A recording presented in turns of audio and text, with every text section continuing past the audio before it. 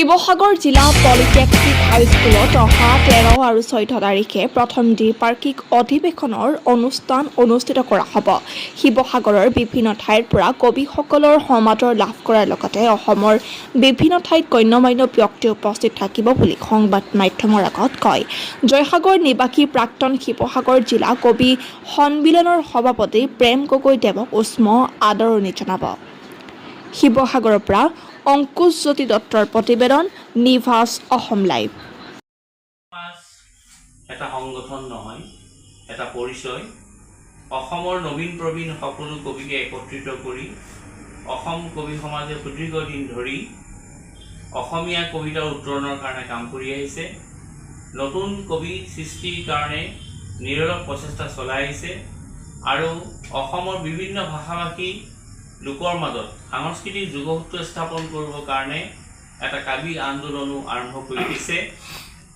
অসমীয়া কবিতাক আন ভাষালৈ অনুবাদ কৰা আৰু আন ভাষাৰ পৰা অসমীয়া কবিতালৈ অনুবাদ কৰাৰ যোগেদি এক ভাষিক সমন্বয়ৰ পৰিৱেশ অসমত সৃষ্টি কৰাৰ কাৰণেও অসম কবি সমাজে উদ্যোগ গ্ৰহণ কৰি আহিছে।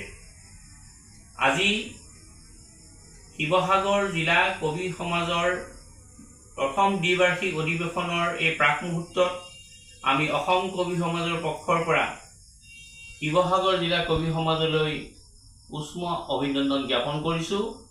শিৱসাগৰ জিলা কবি সমাজে অসম কবি সমাজৰ এটা অন্যতম জিলা শাখা হিচাপে আজি কম সময়ৰ ভিতৰতে বহুকেইটা গুৰুত্বপূৰ্ণ কাৰ্যসূচী সম্পন্ন কৰি অসমীয়া কবিতাৰ ক্ষেত্ৰখনত এটা নতুন মাত্ৰা প্ৰদান কৰিছে।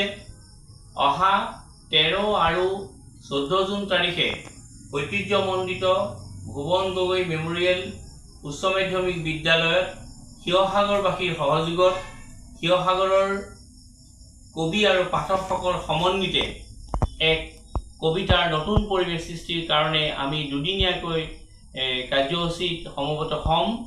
অসম কবি সমাজৰ উপদেষ্টা অসম কবি সমাজৰ প্ৰতিষ্ঠাপক সম্পাদক বিশিষ্ট কবি ৰাজেন্দ্ৰ নাথ বৰদলৈ, অসম কবি সমাজৰ বৰ্তমানৰ সভাপতি বিশিষ্ট নাট্যকাৰ কবি ৰাজীৱ ফুকন সহিতে অসম কবি সমাজৰ বহুকেইজন ৰাজ্যিক প্ৰতিনিধি ইয়াত অংশগ্ৰহণ কৰিব। জিলাখনৰ বিভিন্ন প্ৰান্তৰ কবিসকল, পাঠকসকল, শ্ৰোতাসকল আহি এই দুদিনীয়া কাৰ্যসূচী সাফল্যমণ্ডিত কৰি তুলিব বুলি আমি আশাবাদী।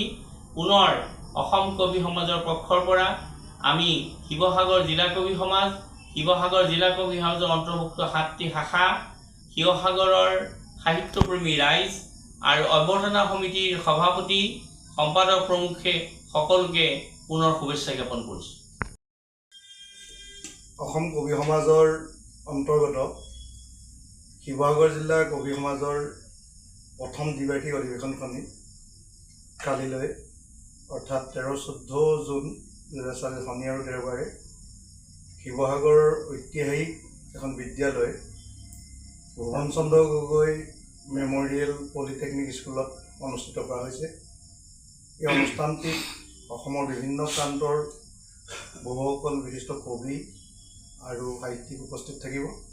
সেয়েহে সমূহ শিৱসাগৰবাসী ৰাইজৰ লগতে সাহিত্য অনুৰাগী, কাব্য অনুৰাগী ব্যক্তিক আমি 2 দিনৰ কাৰ্যসূচীত শিৱসাগৰ জিলা কবি সমাজৰ প্ৰথম দ্বিবাৰ্ষিক অধিৱেশনলৈ আন্তৰিকভাৱে আমন্ত্ৰণ জনাইছোঁ আৰু সকলোৰে সহযোগিতা উপস্থিতি দেখাবলৈ কামনা কৰিছোঁ। আমাৰ প্ৰতিনিধি সভা আৰু কাব্যগুঞ্জন অনুষ্ঠান অনুষ্ঠিত হ'ব। 14 তাৰিখে মূল কাৰ্যসূচীসমূহ অধিৱেশনৰ অনুষ্ঠিত হ'ব। 14 তাৰিখে পুৱা 10 বজাত শিৱসাগৰৰ এগৰাকী প্ৰতিষ্ঠিত যুৱ কবি বন্ধু জোনমণি দাসৰ অকাল মৃত্যুৰ শিৱসাগৰ জিলা কবি সমাজে তেখেতক গভীৰ শ্ৰদ্ধাঞ্জলি জ্ঞাপন কৰিবৰ কাৰণে অধিৱেশনৰ লগত সংগতি ৰাখি কবি জোনমণি দাস স্মৰণী এখনি কবি সমাৰোহ অনুষ্ঠিত কৰা হৈছে। লগতে শিৱসাগৰ এগৰাকী কাব্য আন্দোলনৰ আঁতধৰোতা বিশিষ্ট কবি প্ৰেম গগৈ দেৱক ৰাজহুৱা সভাত সম্বৰ্ধনা জনোৱা হ'ব। লগতে অসমৰ বিভিন্ন প্ৰান্তৰ বিভিন্ন কবি উপস্থিত থাকিব আৰু শিৱসাগৰ জিলা কবি সমাজৰ মুখপত্ৰৰ লগতে এখন স্মৃতিগ্ৰন্থ লগতে বহুকেইজন শিৱসাগৰ জিলা কবি সমাজৰ আৰু বিভিন্ন শাখাৰ বিষয়ববীয়া কবিৰ কাব্যগ্ৰন্থ উন্মোচন হ'ব। গতিকে সমূহ কাৰ্যসূচীলৈ সকলো কাব্যপ্ৰেমী আৰু সাহিত্যপ্ৰেমী ৰাইজক শুভাকাংক্ষীক আন্তৰিকতাৰে নিমন্ত্ৰণ জনাইছোঁ। ধন্যবাদ।